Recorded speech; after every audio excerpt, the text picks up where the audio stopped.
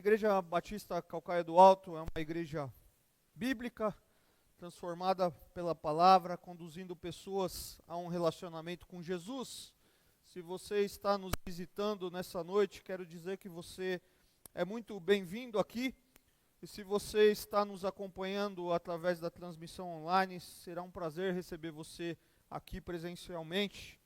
Queremos, como igreja, ajudar você na sua caminhada de vida cristã, no seu crescimento e no seu amadurecimento.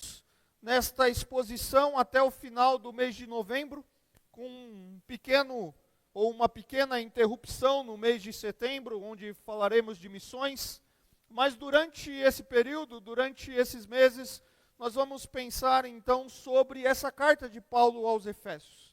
E eu quero convidar você a abrir a sua Bíblia em Efésios, acompanhar a leitura que será projetada aqui. Efésios capítulo 1. Efésios capítulo 1. Efésios capítulo 1. Nós leremos os versos 1 e 2. Efésios capítulo 1, de versos 1 e 2. Se você já achou, acompanhe a leitura comigo ou acompanhe aqui na projeção. Paulo, apóstolo de Cristo Jesus, pela vontade de Deus, aos santos e fiéis em Cristo Jesus que estão em Éfeso. A vocês, graça e paz da parte de Deus, nosso Pai, e do nosso Senhor Jesus Cristo. Palavra do Senhor para nós. Pai, obrigado pela Tua palavra, nós queremos ouvir o Senhor. Nós já cantamos que a Tua palavra é abundante, a Tua palavra é a Tua revelação para nós, e nós queremos ouvir o Senhor nessa noite. Fale conosco, Pai, é assim que nós oramos, humildemente, suplicando pela Tua presença em nossos meios, no nosso meio, em nome de Jesus, amém. Deixa a sua Bíblia aberta. Eu quero dividir a nossa reflexão dessa noite em 3 partes. Na primeira parte, eu quero tratar as questões introdutórias dessa carta, para a gente não precisar, ao longo da série, ficar repetindo essas questões. Num segundo momento, eu quero dizer quais são os nossos objetivos e propósitos ao meditarmos em Efésios, a partir do próprio Efésios. E eu quero meditar e extrair algumas aplicações desses primeiros versos que nós lemos aqui. Sim, esses 2 versos têm grandes lições para nos ensinar. Para entendermos um pouco a carta de Paulo aos Efésios, nós precisamos voltar para o livro de Atos dos Apóstolos.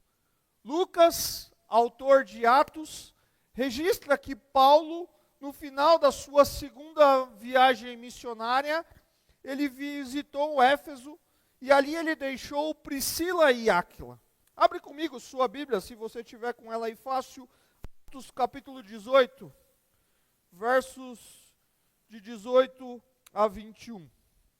Atos capítulo 18, dos versos 18 a 21, olha o que diz. Paulo permaneceu em Corinto por algum tempo.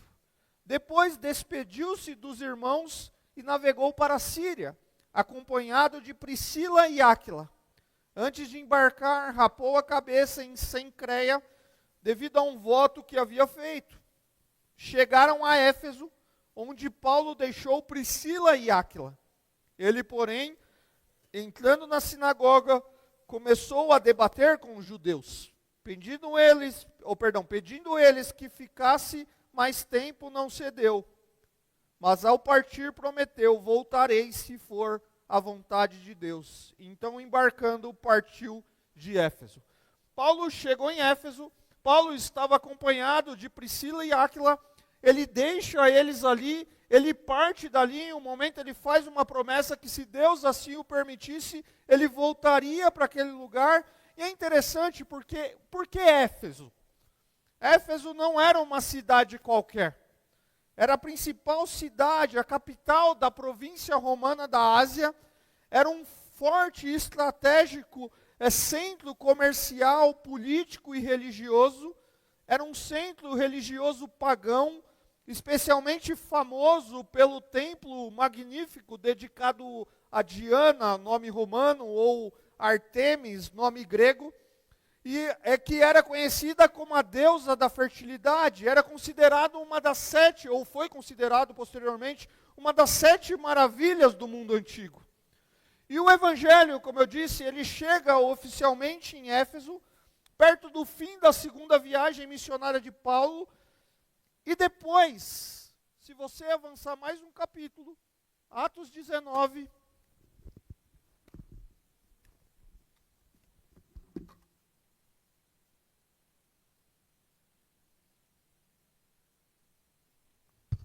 vamos mudar aqui que está estranho o negócio aqui. Depois, se você avançar mais um capítulo, Atos capítulo 19, você vai ver. Paulo agora está na sua terceira viagem missionária, e ele permaneceu em Éfeso por quase 3 anos. Vai lá comigo, deixa aberto aí Atos 19, a gente vai percorrer alguns versos. E é interessante que Paulo chega ali, né, registrado em Atos, a pregação do evangelho, ela provoca uma grande agitação na cidade, e de lá a palavra de Deus, ela se espalha por toda a província da Ásia Menor. A mensagem do evangelho abalou aquele local, de tal forma que a estrutura econômica dos adoradores e dos negociantes ligados a Deus, ali deles, a Diana, foi afetado. Vai comigo, Atos 19, versos de 23 a 27, olha o que nos diz. Naquele tempo houve um grande tumulto por causa do caminho. Um ouvinte chamado Demétrio, que fazia miniaturas de prata do templo de Artemis e que dava muito lucro aos artífices, reuniu-se com os trabalhadores dessa profissão e disse: Senhores, vocês sabem que temos uma boa fonte de lucro nessa atividade. Estão vendo e ouvindo como este indivíduo, Paulo, está convencendo e desviando grande número de pessoas aqui em Éfeso e em quase toda a província da Ásia. Diz ele que deuses feitos por mãos humanas não são deuses. Não somente há o perigo de nossa profissão perder sua reputação, mas também de o templo da grande deusa Artemis cair em descrédito, e de a própria deusa adorada em toda a província da Ásia, em todo o mundo, ser destituída de sua majestade divina. Ao ouvirem isso, eles ficaram furiosos e começaram a gritar: Grande é Artemis dos Efésios! Em pouco tempo, a cidade toda estava em tumulto. O povo foi às pressas para o teatro, arrastando os companheiros de viagem de Paulo, os macedônios, Gaio e Aristarco. Veja, Paulo, ele começa o seu trabalho de pregar o evangelho, de trabalhar com a igreja, e há uma grande agitação. Você certamente conhece cidades católicas ou de outras religiões do nosso continente, ou do nosso país, melhor, ou até mesmo do nosso estado, e imagina um cara como Paulo chegando ali, um cara como Paulo pregando o evangelho, e o evangelho causando então esse alvoroço. Não é mais aquilo que nós lucramos com a deusa, não é mais aquilo que nós lucramos como fonte de renda pelo centro religioso que nós somos, mas sim é o evangelho. E isso começa a gerar um incômodo. Imagina, nessas cidades que nós conhecemos, no nosso próprio estado, onde há uma idolatria muito grande, e o evangelho chega ali, e a cidade sofre uma ruptura econômica, porque o evangelho chegou. Porque as pessoas não estão mais comprando os itens que beneficiam e que geram esse poder econômico da religiosidade daquele lugar. E Paulo, então, diante dessa agitação, Paulo, diante daquilo que você pode ler depois da sua casa aí, do que aconteceu ali, Paulo, ele parte de lá para Macedônia e Grécia, mas depois ele encontra com os presbíteros de Éfeso durante a sua viagem para Jerusalém. Ele vai se despedir, e ali nós temos um dos discursos mais lindos de Paulo, na minha opinião, quando ele diz: de nada eu considero a minha vida de valor para mim mesmo, se tão somente pregar o evangelho, cumprir o ministério que eu recebi do Senhor. O fato, queridos, é que naquele local foi organizada uma igreja forte, uma igreja que floresceu, uma igreja que durante a sua existência foi liderada por homens como Paulo, como Apolo, como Timóteo, como o apóstolo João, mas em algum momento também da sua existência precisou de uma advertência, como podemos ver em Apocalipse, capítulo 2, versos de 1 a 7, uma igreja que abandonou o primeiro amor e que deveria se arrepender e praticar as obras que praticava no princípio, no começo. Essa igreja foi plantada ali. E Paulo passou, como eu disse, um tempo ali, durante quase 3 anos. E se você conhece, já leu o livro de Atos, você vai ver que o livro de Atos termina com a chegada de Paulo em Roma, como prisioneiro de Roma. E ele permanece ali por 2 anos, preso em uma casa alugada, mas ele continuou fazendo o seu ministério, ele continuou fazendo a obra de Deus, agora possivelmente com algumas restrições, mas pregando, como o próprio texto mesmo diz, abertamente o evangelho. E ali, enquanto Paulo esperava o seu julgamento perante César, ou melhor, Nero, talvez aqui, Paulo escreveu aquilo que nós conhecemos como as chamadas cartas da prisão. Efésios, Filipenses, que nós estamos estudando na EBD pela manhã, Colossenses e Filemão. Todas elas fazem referência às cadeias de Paulo, às suas cadeias, e se encaixam dentro desse contexto de Atos. Portanto, Paulo, quando ele escreve essa carta, ele encontrava-se preso, esperando ser ouvido pelo imperador.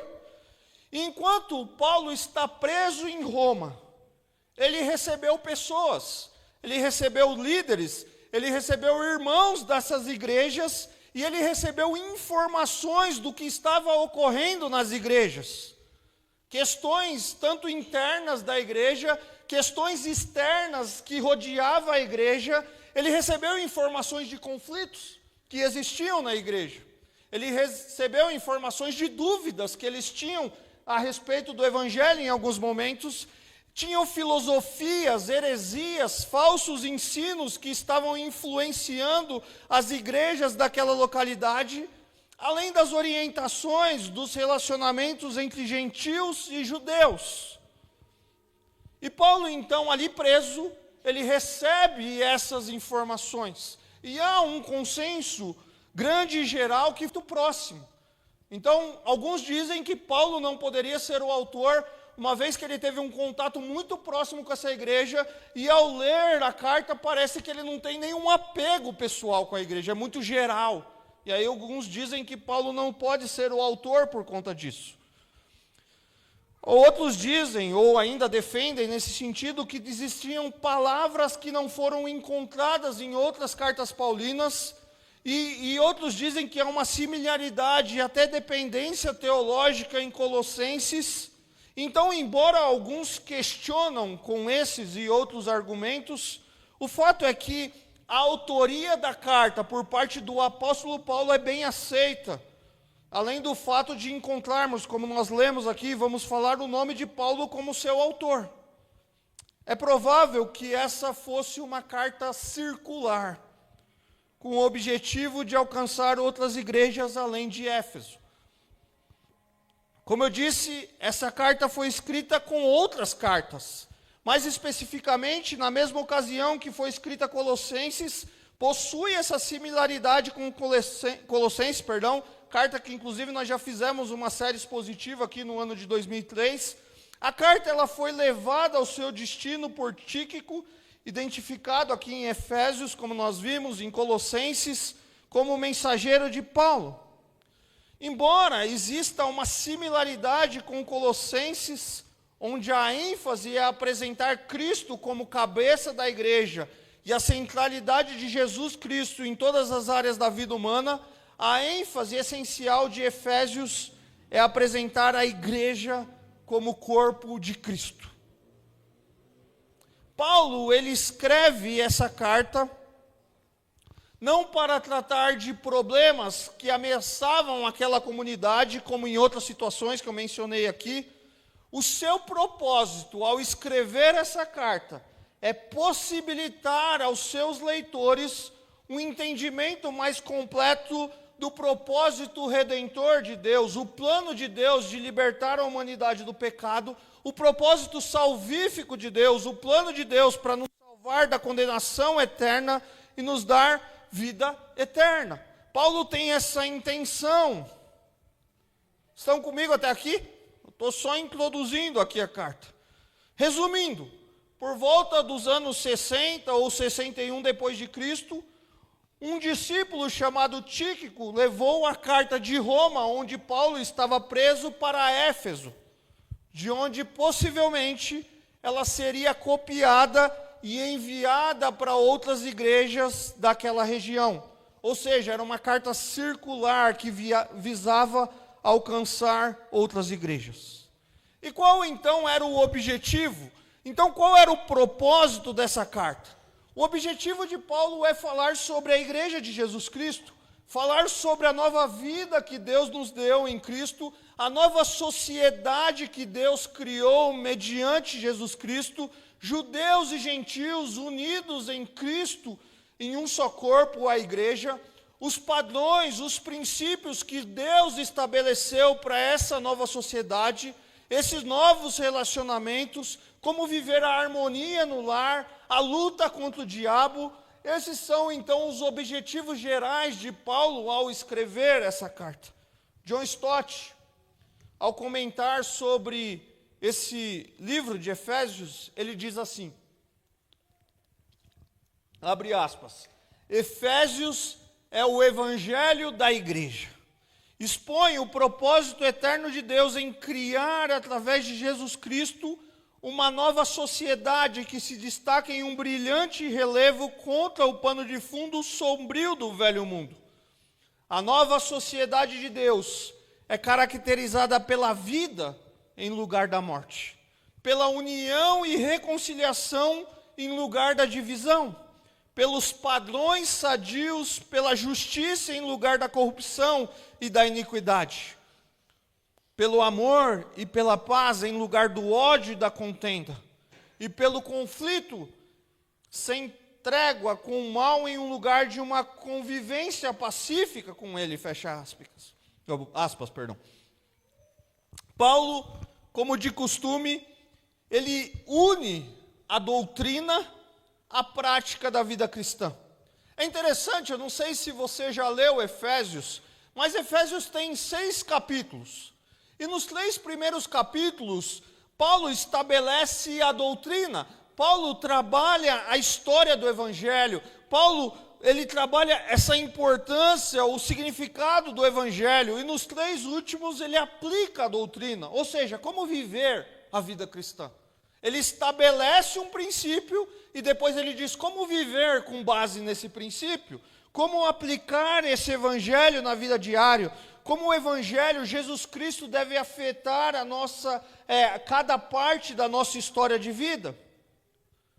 Paulo resume para nós, nessa carta, a história do Evangelho e como ele deve reformular, mudar a nossa história de vida.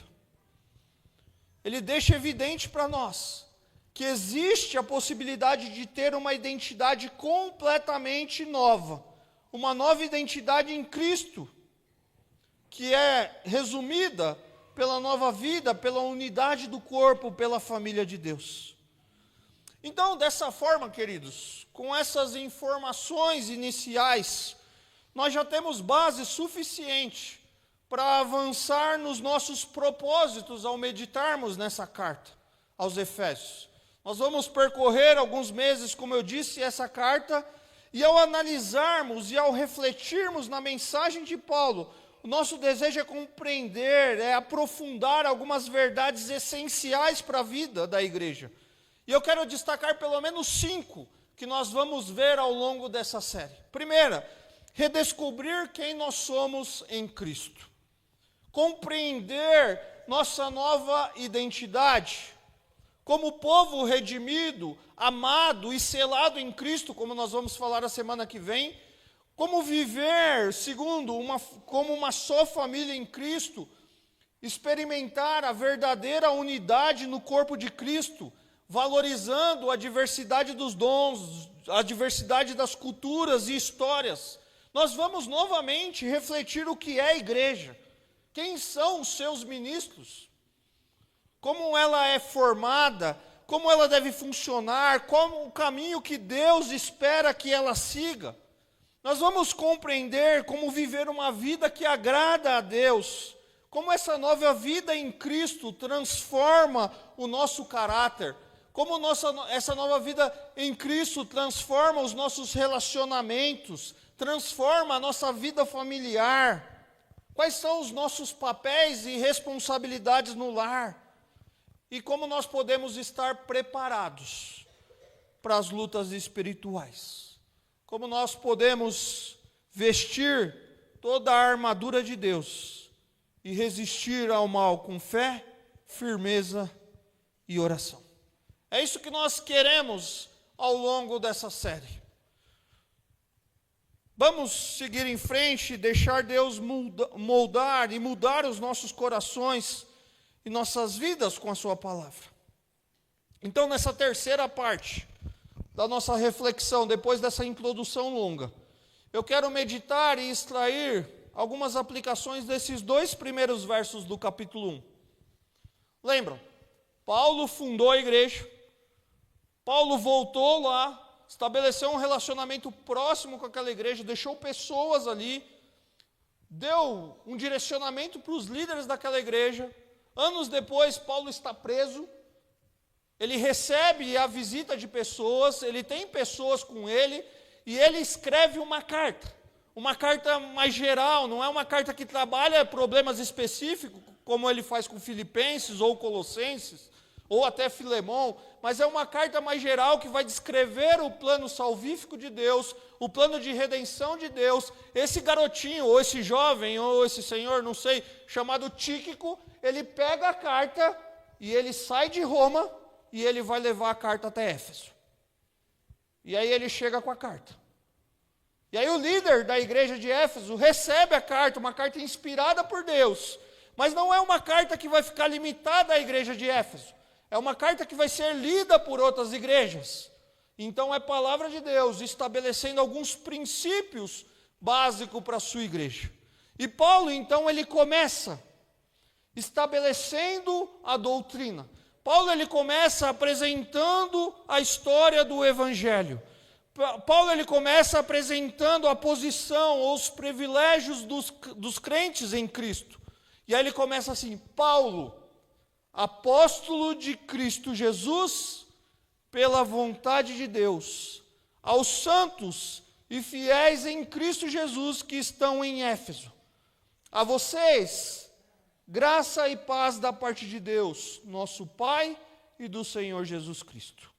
Paulo ele começa a carta com uma saudação. Paulo ele segue o padrão normal das aberturas das epístolas daquela época, ou seja, o nome do remetente, quem envia a carta e os destinatários de uma saudação. Por exemplo, se você trabalha numa empresa aqui e você tem acesso a um computador e você interage com outras áreas através de um e-mail, como que você começa um e-mail? Estão conseguindo imaginar? Se você vai mandar um Teams, sei lá, eu estou fora desse mundo, o que mais hoje usa? Na minha época usava Hangout, Skype, mas hoje tem Teams, tantas ferramentas aí. Você não começa com a mesma formalidade, certo? Dependendo do nível de relacionamento, você começa com olá, bom dia, e aí, como você está? E aí depende. Mas um e-mail normalmente tem uma formalidade, certo? Prezado senhora Daísa, boa tarde. Você pode, por favor, disponibilizar o relatório do mês de maio referente, tal, e você tem uma formalidade. Paulo, ele começa essa carta usando a formalidade daquele tempo. Sou eu, Paulo, que estou escrevendo. Né? Ele começa dirigindo e tratando, fazendo uma introdução da carta. Ele estabelece o nome do remetente, quem envia a carta, quem é o destinatário, e ele sauda, ele dá um boa tarde, entre aspas, ele dá um olá. E Paulo, ele apresenta as suas credenciais. Paulo, ele faz uma descrição dos destinatários, indicando que tanto quem envia a carta, Paulo, e os destinatários, os fiéis, os santos em Cristo Jesus, ele coloca e deixa isso muito evidente para nós, que eles estão associados a Jesus. Ele expressa o seu desejo aos seus leitores que eles desfrutem da graça fornecida por Deus, Pai e Jesus. Agora, olha que interessante, queridos. Embora essa saudação, ela segue o padrão normal das cartas daquele tempo, ela também demonstra seriedade. Ela também demonstra a relevância do tema que vai ser tratado. Esses dois versos, eles apresentam verdades profundas referentes ao ministério do apóstolo Paulo, a Deus que o chama de forma soberana e aos cristãos, à igreja a quem Paulo está dirigindo. Paulo, que Paulo? Apóstolo de Cristo Jesus. A palavra apóstolo significa literalmente um mensageiro, um embaixador, representa alguém que tem autoridade, alguém que está com a autoridade daquele que o enviou. Mas ele é apóstolo pela vontade de quem? Pela vontade de Deus. Ele não é um apóstolo por usurpação. Ele não é um apóstolo por uma apropriação indevida. Não por indicação de um homem qualquer, mas por vontade de Deus. E aqui nós precisamos parar e já começar a tirar algumas questões para os nossos dias. Queridos, a igreja não nomeia apóstolos. Nenhum homem pode considerar a si mesmo apóstolo.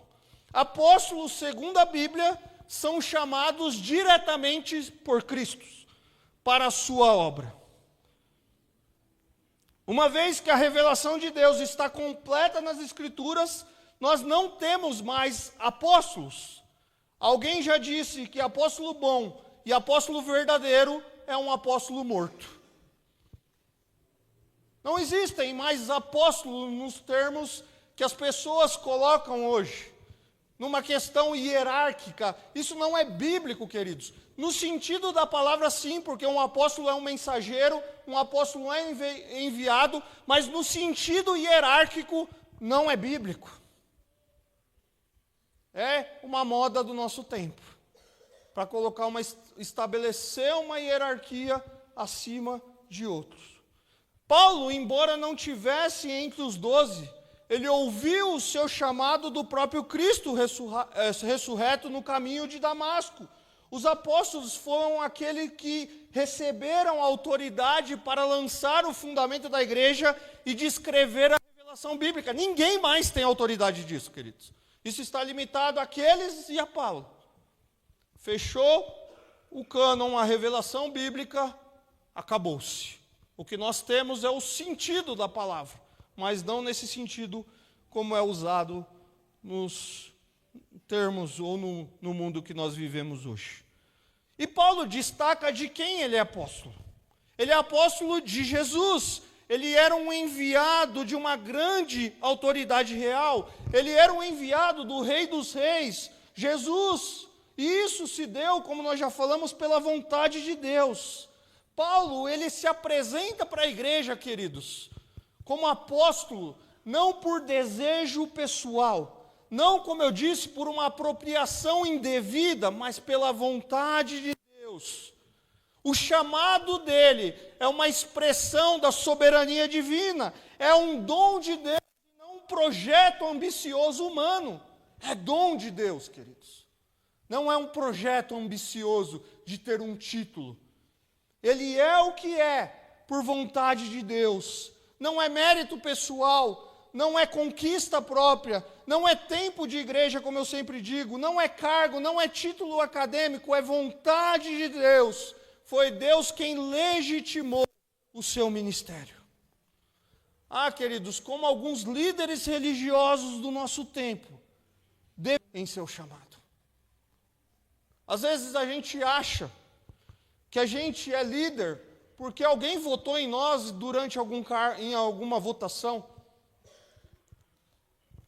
Às vezes a gente acha que a gente pode se tornar pastor porque nós fizemos um curso de teologia, e tudo isso faz parte de um processo, queridos, mas é Deus que de forma soberana nos chama. E isso faz total diferença no nosso coração, queridos.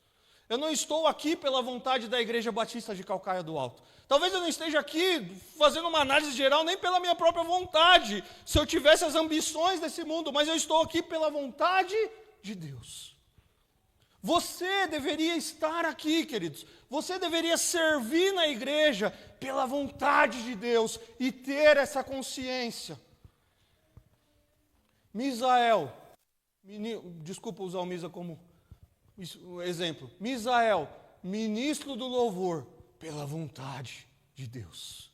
Isso faz toda a diferença na nossa vida. E Paulo tem isso no seu coração. Paulo, ele olha para a sua vida e ele fala: eu faço isso, eu estou ocupando essa posição, eu estou aqui pela vontade de Deus. Não é um projeto de ambição, não é um projeto de virar apóstolo de uma grande rede de igrejas, onde vai todo mundo se submeter porque eu sou o grande líder hierárquico. Não! Eu sou servo de Deus, eu fui chamado por Ele. Essa é minha credencial. Essa é minha credencial. Deus, queridos, continua nos chamando. E primeiro, Ele nos chama para que sejamos seu filho. Ele nos chama para que, como Paulo, tenha um encontro com Ele através da obra de Jesus. É Ele quem proporciona o início da nossa vida cristã através de Jesus. E esse é o primeiro chamado, queridos. Nós precisamos nos render ao Evangelho de Jesus. Ele nos chama para que nos rendamos diante dEle. Mas é verdade que Ele também nos chama para determinados ministérios. Paulo possuía uma certeza inabalável acerca do chamado e da vontade de Deus para a sua vida diante da igreja. Paulo sabia que o Deus que nos formou, que o Deus que te formou, o Deus que nos ama, que nos conhece, é o Deus que nos chamou para que nós o servíssemos. O problema é que às vezes a gente fica esperando um anjo aparecer ou descer do céu. O problema é que às vezes a gente fica esperando uma sarça que arde sem se consumir. O problema é que às vezes a gente fica esperando um título. E esquecemos que a igreja em sua natureza já é um povo chamado, separado, designado por Deus para proclamar as boas novas de Cristo Jesus. O chamado ministerial, pastoral, o chamado ministerial para algumas atividades, eu estou usando essas como exemplo, eclesiástica, dentro da realidade da igreja, não começa quando nós ocupamos um cargo, queridos. Começa quando nós ouvimos Deus nos chamar e nós servimos a comunidade. A primeira vez que eu preguei na igreja, queridos, já contei essa história aqui, num culto oficial da igreja, lá na minha juventude, já faz um tempinho, numa igreja pequenininha, num culto de oração, que já não vem muita gente, num feriado, o pastor me deu a missão de pregar. E fui lá eu, na minha simplicidade, preparar a mensagem. E eu preguei, eu lembro aquele dia, eu não lembro o texto, mas eu preguei sobre a importância da palavra de Deus.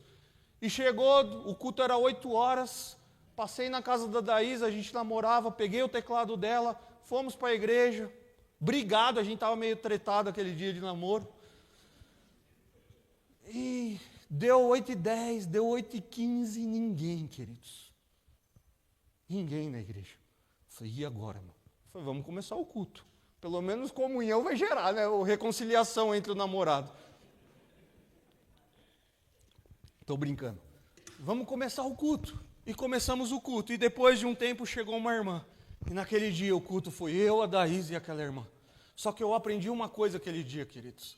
A gente não serve pelo cargo que a gente ocupa. A gente não se debruça na palavra para a quantidade de gente que a gente vai pregar. A gente faz isso pelo zelo que a gente tem ao nosso chamado e ao nosso Senhor.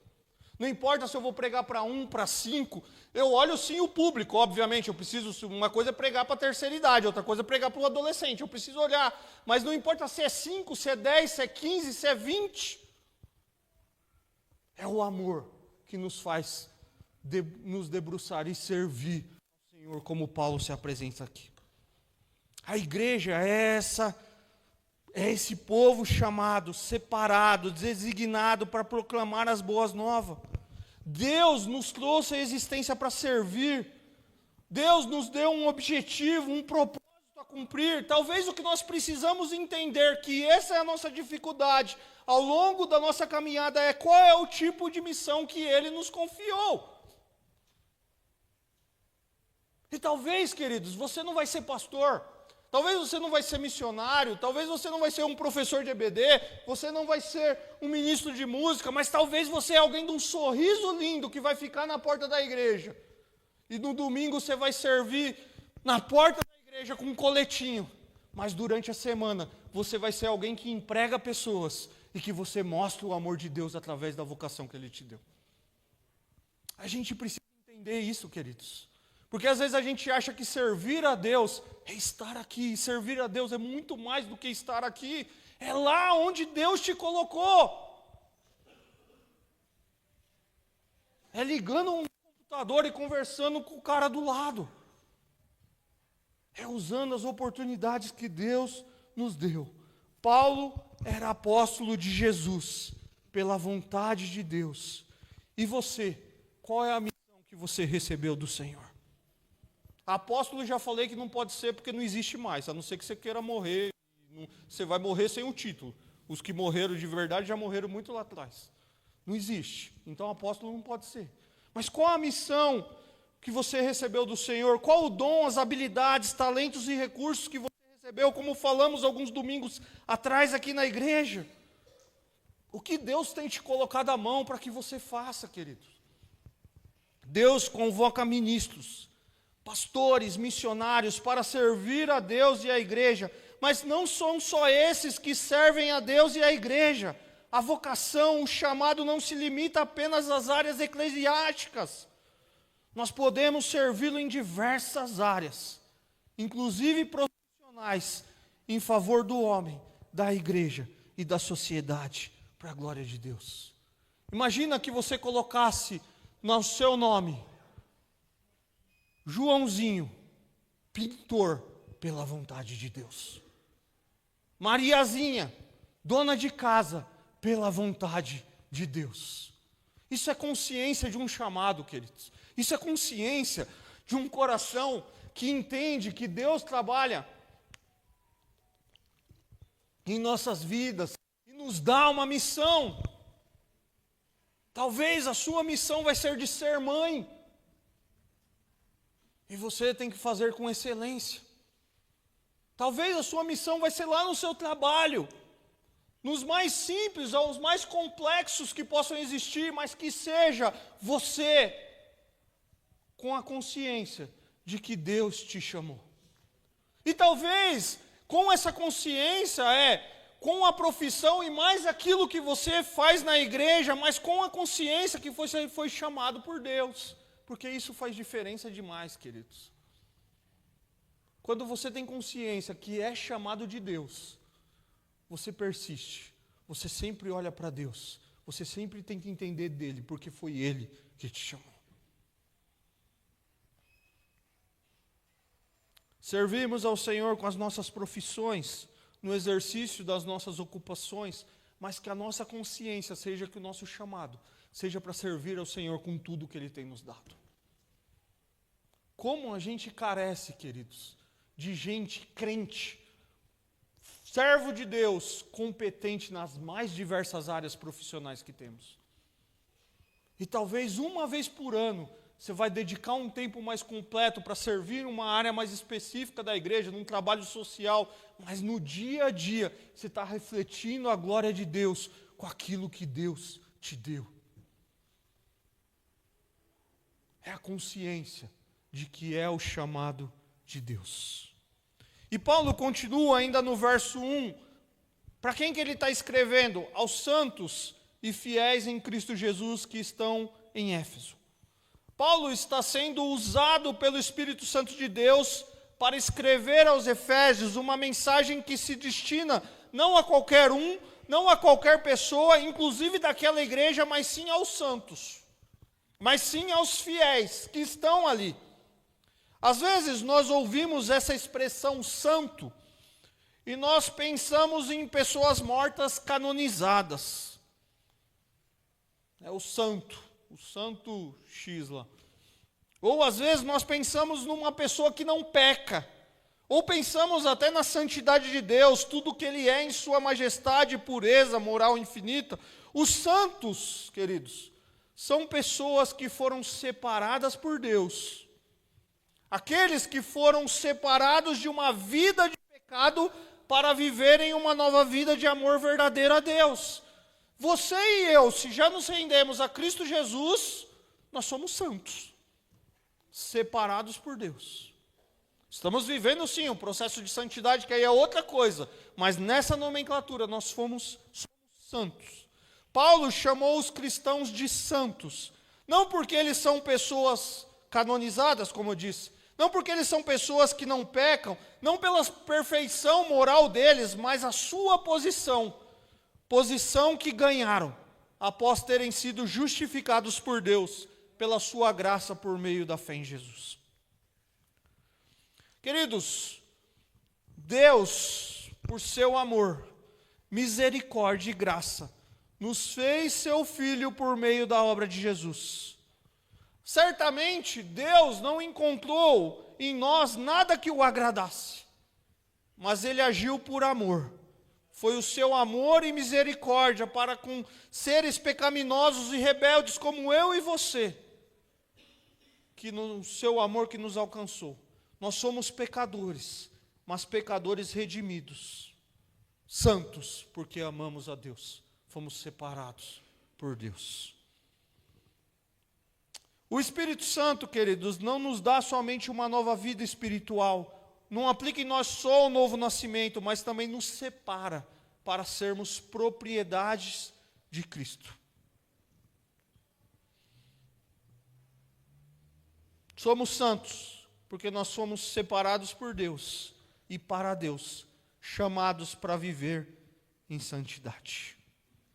Eles são santos, mas também são fiéis em Cristo Jesus. Eles confiaram em Cristo Jesus. Todo aquele que é fiel é santo, e todo santo é fiel. A família da fé, unida por sua confiança em Deus por meio de Jesus. Aqueles que amam a Deus deveriam receber a mensagem da Escritura, ouvi-la e obedecê-lo, porque a Bíblia é o nosso pão diário, a palavra de Deus para nós, para os santos, para os fiéis. Paulo está escrevendo, repito, Paulo, apóstolo de Cristo Jesus pela vontade de Deus, aos santos e fiéis em Cristo Jesus, que estão em Éfeso. Crentes, Paulo está dizendo, é palavra de Deus para vocês. Crentes, Paulo está dizendo, eu estou escrevendo com a autoridade que Deus me deu. E aí Paulo descreve, no verso 2 melhor, a vocês, graça e paz da parte de Deus, nosso Pai, e do Senhor Jesus Cristo. Paulo fala da graça e paz, tanto da parte de Deus Pai, como do Senhor Jesus. Ele demonstra o desejo que a graça e a paz que vem de Deus estivessem com eles.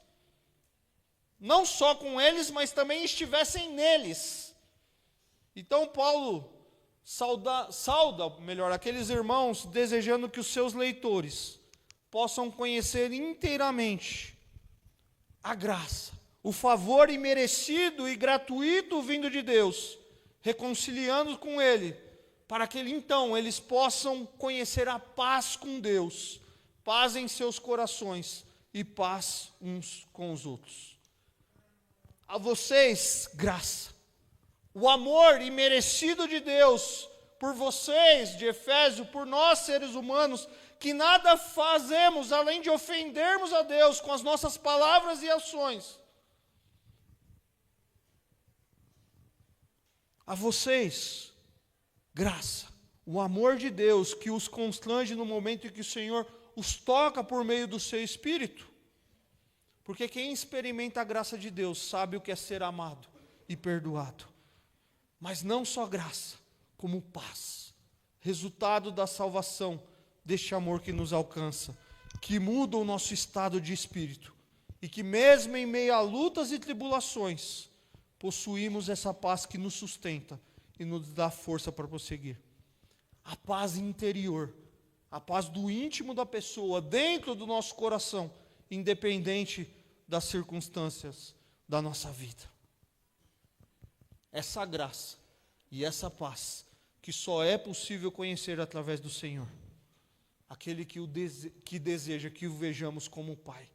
É por meio da graça que nós recebemos o perdão dos nossos pecados. E o perdão dos nossos pecados é a condição indispensável para termos paz interior.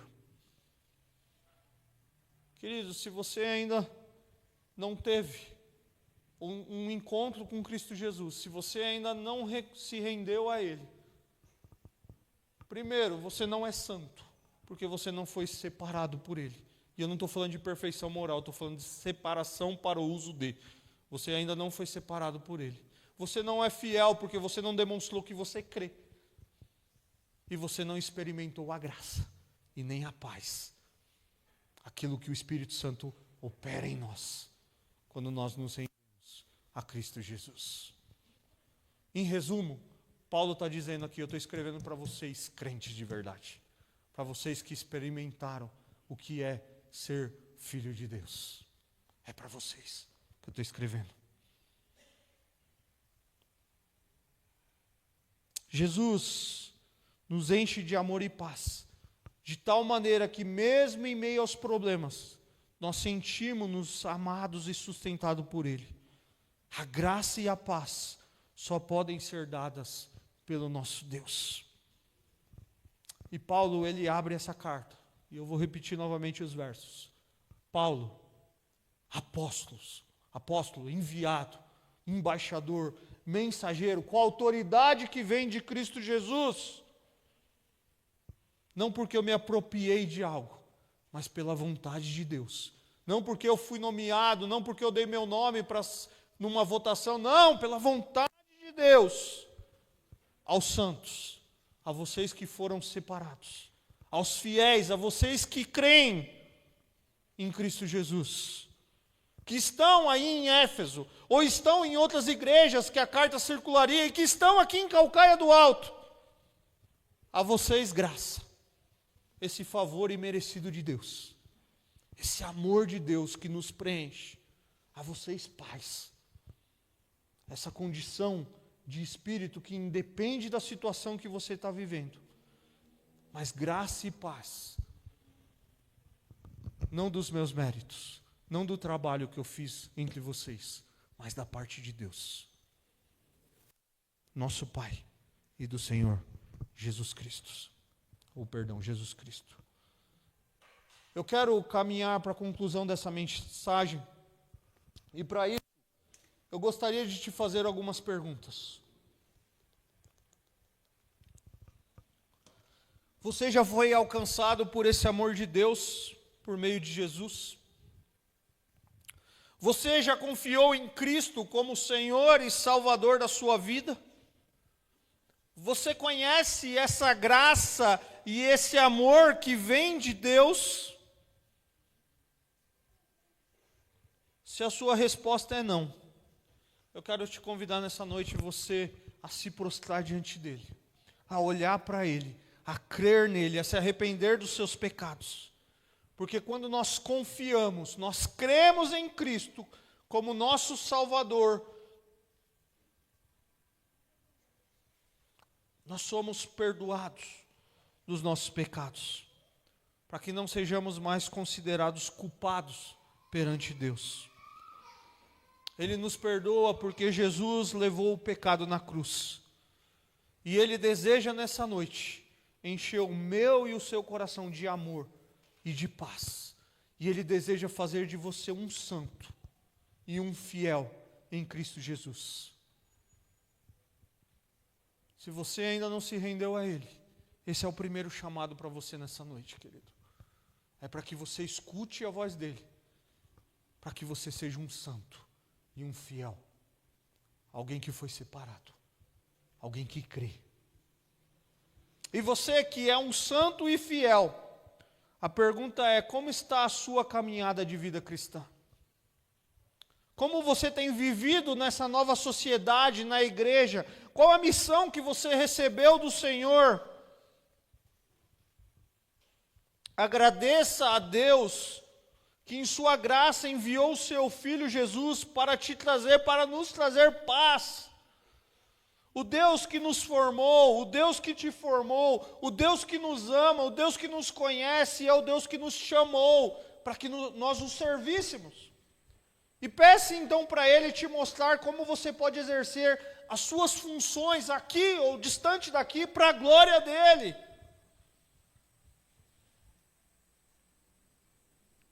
Como você pode viver para a glória de Deus? Onde Deus está te colocando lá? Eu quero te desafiar a pensar nisso, querido.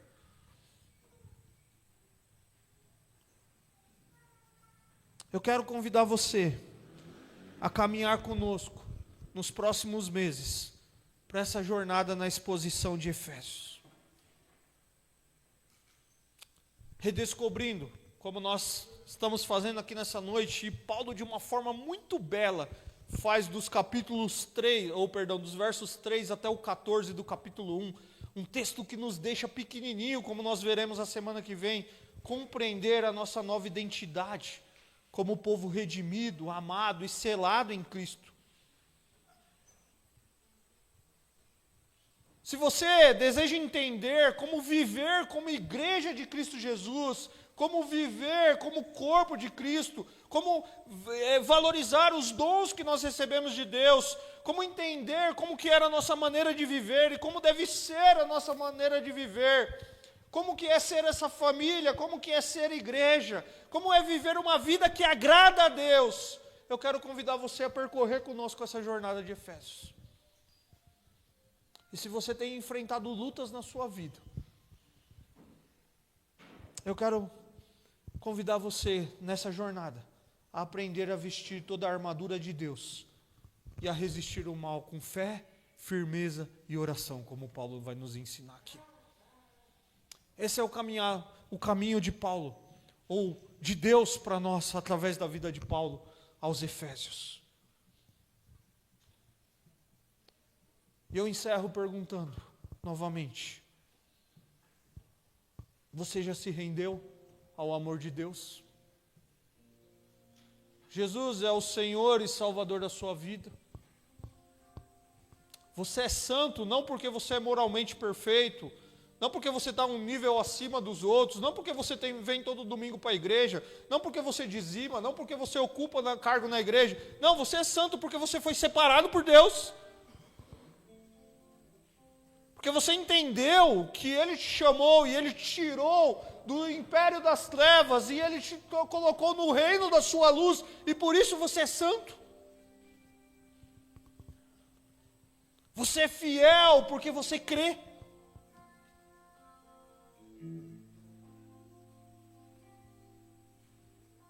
Você já experimentou essa graça? Essa graça que quando a gente se quebranta diante dEle, olha para a santidade dEle, revelada na sua palavra, e diz: Senhor, me perdoe. Me perdoe porque eu ando muito distante dos seus caminhos. Senhor, me perdoa porque a tua palavra me mostra quem o Senhor é, o que o Senhor merece, qual o propósito que o Senhor me criou. Me perdoa porque eu estou vivendo muito distante disso. E quando você olha para Deus, para a santidade de Deus, e você percebe quem você é, talvez você precisa fazer como Isaías: ai de mim, porque sou um homem de lábios impuros e vivo numa geração de pessoas perversas. Ai de mim. Mas a graça de Deus, por meio de Cristo Jesus, nos toca. Nos toca. E toca lá no íntimo, toca naquela história que só Deus conhece. E nos quebranta. E nos quebranta de tal forma que a gente experimente esse amor gracioso, esse amor perdoador, esse amor transformador. E a gente sai daqui quebrantado e dizendo: Senhor, eu preciso de Ti. Eu preciso de Ti. Eu quero convidar você a ficar em pé nesse momento. Eu quero convidar você a orar comigo. Eu não sei como você chegou aqui nessa noite, mas talvez você precise experimentar isso. Pai, obrigado pela Tua palavra, Pai, a ponto de espalhar o Evangelho do Senhor. E esse grande apóstolo,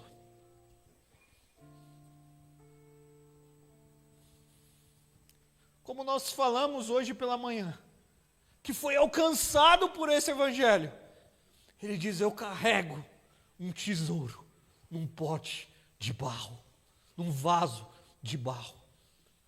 Ele olha para aquela igreja e diz: eu não sou ninguém, eu sou insuficiente, mas o poder está naquele que me alcançou, o poder está naquele que me transformou. E o Senhor, no seu amor, na sua graça, o envia para plantar uma igreja forte, num lugar estratégico. E o Senhor, preocupado com aquela igreja, o Senhor, o dono da igreja, através dele, escreve uma carta que ele chama aquele rapaz, aquele homem Tíquico, e fala: vai lá levar para os Efésios. Roda essas cartas, circula ela por outras igrejas, para que vocês entendam o meu plano redentor, para que vocês entendam o meu plano salvífico. E essa é a palavra de Deus que chega para nós nessa noite aqui em Calcaia do Alto. Olhando e dizendo: obrigado, Senhor. Obrigado por, Senhor, usar a vida como o apóstolo Paulo, como dizemos aqui. Obrigado pela consciência de alguém que isso foi pela vontade de Deus. E nós biblicamente entendemos que isso já não existe mais, esse termo, ou esse título, ou essa função de apóstolo naqueles moldes. Não existe mais. Mas obrigado porque o Senhor continua nos chamando. E é sempre pela sua vontade. É sempre pela sua vontade. Que nunca seja pela nossa, mas sempre pela sua. Nos sermando e dizendo para nós: vocês são santos, porque eu os separei. Vocês são fiéis, porque vocês creem. A vocês graça, porque vocês foram alcançados por esse amor. Experimentaram esse perdão. A vocês paz, que não é a ausência de problemas, mas a certeza do Senhor mesmo em meio a problemas. Da parte de Deus e nosso Senhor Jesus Cristo. Obrigado por nos lembrar disso nessa noite, ó Pai. Nós queremos nos prostrar diante do Senhor. E se há alguém aqui, ó Pai, que não experimentou desse amor, que nessa noite possa dizer ao Senhor: sim, eu creio no Senhor. Senhor, me aceite na sua presença. Senhor, eu preciso do Senhor. Eu construí uma vida distante do Senhor. Senhor, eu tenho me distanciado do Senhor. E possa dizer: Senhor, restaura a minha vida, restaura a minha família, restaura o meu casamento, restaura o meu relacionamento com os meus filhos, me dá uma nova perspectiva sobre missão, sobre trabalho, sobre vocação, restaura a minha vida. É assim que nós oramos, em nome de Jesus, amém.